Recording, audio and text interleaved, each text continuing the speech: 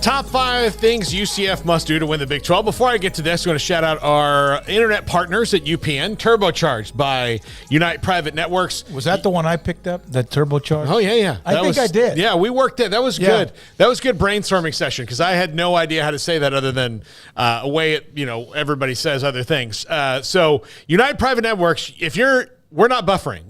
We've had great to say. Garrett, his life has been significantly so much easier since Unite Private Networks came in. So if your business needs high-speed internet, and I'm talking high-speed internet, they are amazing. So go to uniteprivatenetworks.com. They are keeping us on the air and out of the antacid for sure since they've come aboard about 3 weeks ago. That hasn't happened, that swirling little circle that oh, damn. Yeah, when you're on your own private network like we are with nobody else, down the street downloading whatever they're doing down there, then it's great not to have that. But top 5 things UCF must do to win the Big 12. Number 5, keep Plumlee healthy. I did this the same topic was part of another top 5 that, best seasons. But, yeah, they got to keep John Rhys Plumlee healthy.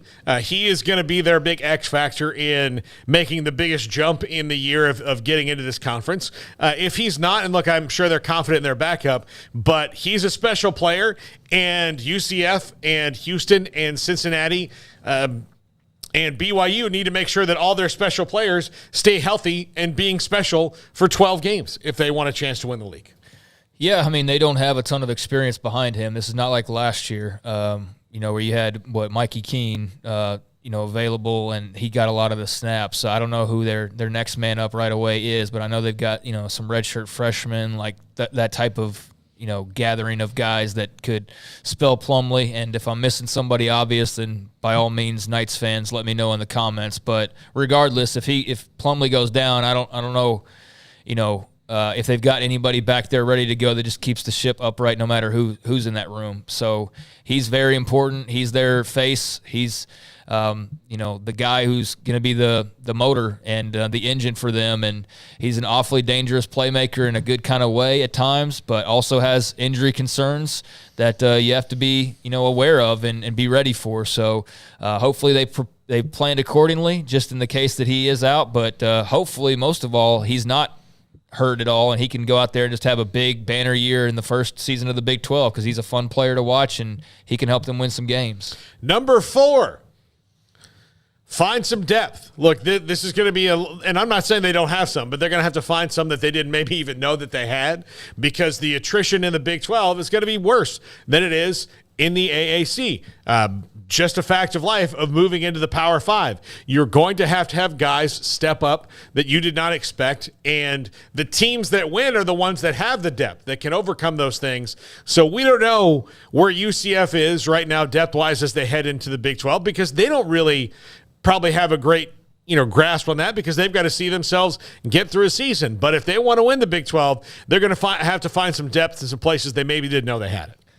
Yeah, I'm starting to wonder how much of a transition there is versus a few years ago when you were having teams like West Virginia and TCU coming into the league. It's probably less, I think. I think it's definitely less at this point. You don't have to have the defensive linemen the way you quite had to have them maybe when the league was status quo. But I do think there is an element to the depth part of it, and particularly on those lines. I think that's something that just takes time. I don't know that even in the portal area you can just do that overnight and come away not only with quantity but quality as well. So, yeah, I mean, that's an area depth where you immediately go to when you're making a move like this. And, yeah, like I said, maybe it's not as much of an adjustment as it was for schools that have come in, in years past because the game's just a bit different. The Big 12's a bit different than it was. But there's still going to be some adjustment, I think, especially with the big guys. Yeah, absolutely. Number 3, make big plays on special teams. I think that, this could be the case for anyone, but I think for a team like UCF to sneak up on people and get some of those big wins, especially in the places they have to go, they've got to go to Tech. They've got to go to Norman, places they're going to be really tough to win. They're going to have to block some punts. They're going to have to bring some kickbacks a lot. They're going to have to, when you get that game where you can't believe that you're lining up to kick a 45-yard field goal to win it on the road, you better make that damn kick. Like that, if you want to win the league, you got to make those kicks. They were 14 of 15, I believe, last year kicking field goals. Yeah, so you got to keep doing that. And it's the field goals. It's They're those 14 of 17. Boomer, what a great name, was 14 of 15 with a long of 43 yards. Yeah, but they've got to do all that. Look, you can't have bad kickoffs. You can't have bad punts. You have to – those are the things that are going to make the difference, especially for a team that is just on the cusp of the outside looking into maybe contending for this league, is changing some games and some close ones because you blocked a kick or returned one and now put the team back on its heels. Beamer ball, so to speak, a little bit. Yeah, find ways to win where you can find them. If you're not as talented as everybody else or as deep as everybody else or whatever, you aren't as much as anybody else, find ways to win. And Virginia Tech did that for the longest. And, yeah, that's how Matt Rule's going to go about trying to win in Nebraska. He's not going to win by just running it up people's guts. He's not going to just have an exceptional turnover ratio. They're going to win some games, probably one or two, based on like a blocked field goal or a kickback or a return. I'd be willing to – I don't want to say I'd be willing to bet on that. I know somebody would immediately go like, I'll bet you, but I have very strong feelings that that's probably what will happen for them this year. What's Ed Foley's job on that staff is to do those things. And they did. They blocked field goals when that 2019 team, and right there you saw that before then. They had 2 punt returns for touchdowns last year, UCF. Yeah. By the way, I'm surprised more teams don't embrace even the old school Beamer ball, because if you look back at some of those Virginia Tech teams, they were gloriously boring on offense. And that's not a knock on Frank Beamer, but they would win some games 17-3, and their touchdown was a 2-yard play that came after a blocked punt that rolled out of bounds. And that's just because that's what they did. And it may be a better way to go about it. I don't know. Maybe it doesn't work in the modern context as much. But I've said this, I'm and a you special guys have teams heard me. lover, as you know. I love it. Great teams who have great special teams are really good ones. They're almost unbeatable. You have an average team that is really good on special teams with that hidden yardage, a block punt, whatever, run back a punt, then you are playing at an 8-9 win season rather than just trying to get into a bowl game. Look, there was a time in my life where Sebastian Janikowski could have called me up and said, hey, I need you to make something go away from me. And I would have been like, you tell me where I need to be. I thought you were going to say something else. You would have done that too. Yeah. You need to make something go away from me. No problem. You tell me where I need to be. I'll have some guys. Number 2. Win in very tough road environments. I already mentioned it earlier, but the 2 that hop out to me on their schedule that is going to be the biggest probably adjustment for them will be Tech and Oklahoma. I don't care what Oklahoma was last year. I don't know what they're going to be this year, but Norman is not a place where you roll into and think, this is going to be a fun day. Like, it's going to be tough.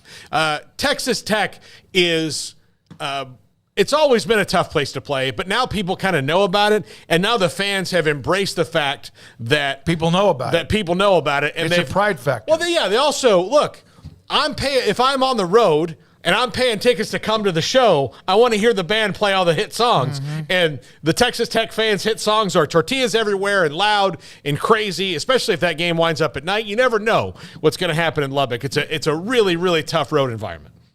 Yeah, but we saw one team walk in there and just punch them in the mouth and make them like it at their own place. So it's not impossible to do, and there's probably few things that are as gratifying as walking into somebody's heated home stadium and punch them in the mouth and making them go quiet, right? So, yeah, if UCF wants to make a huge impact, roll into venues like that and go about your business that way, and you'll not only impress some folks and make some new fans, but you'll walk away with some big wins potentially. So, yeah, you just got to go in there not defeated already or not psyched out, and don't let all the pandemonium and the fandom get to you. I know it's easier said than done, but you be ready because, there's going to be some spots that are pretty hot, and I know that they've played in some good venues and whatnot previously, but there's probably a little bit of a step up compared to the tours of the American Athletic Conference, and those 2 in particular will be fun to see how they adapt to those environments. It's one thing we think we know a lot about the incoming schools, maybe more about Brigham Young because we've seen them the last 2 years, a little bit about UCF or Cincinnati, and obviously Houston proximity, but we really are going to be learning quite a bit about more of them as far as their history, winning on the road or not.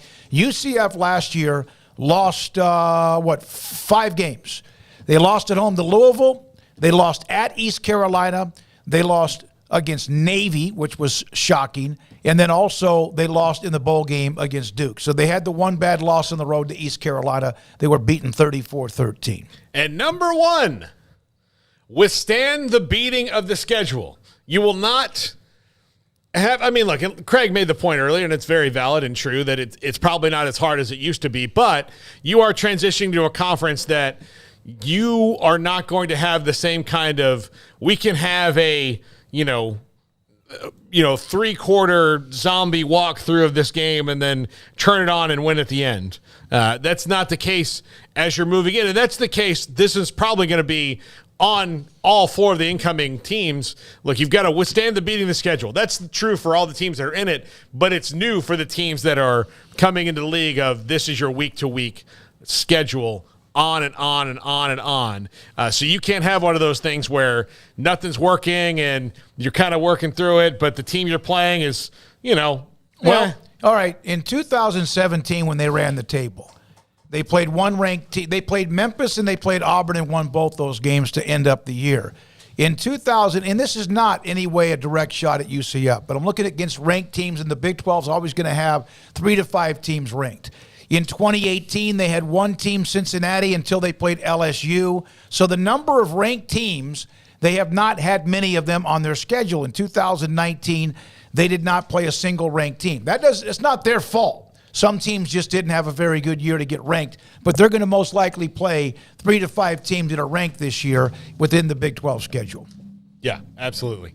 Yeah, I mean, it's going to get dialed up a little bit. I mean, let's not pretend like they're walking into it's Georgia week 1, Alabama week 2. Yep. Let's be somewhat realistic about it, but it is a step up, and there will be more ranked teams on their schedule. There will be than they've been accustomed to. I don't know what 2020 and beyond has looked like, but 2018, 19, if those are examples of how it's kind of been status quo, then they're going to see an escalation there. And I think nobody, guys, is more well aware of those things than those teams walking in, because whether they've found it out themselves through just experience or through looking into what they need to do to get better, they've been hammered over the head by everybody telling them what they're about to experience, I think, as well. So it will be challenging. There will be bumps in the road for all four, but I think they're going to come in as well equipped as any newcomers have because of just the state of the league and the transfer portal in the state of college football right now. But there will be some bumps and some things to learn from for sure. All right, TCU came into the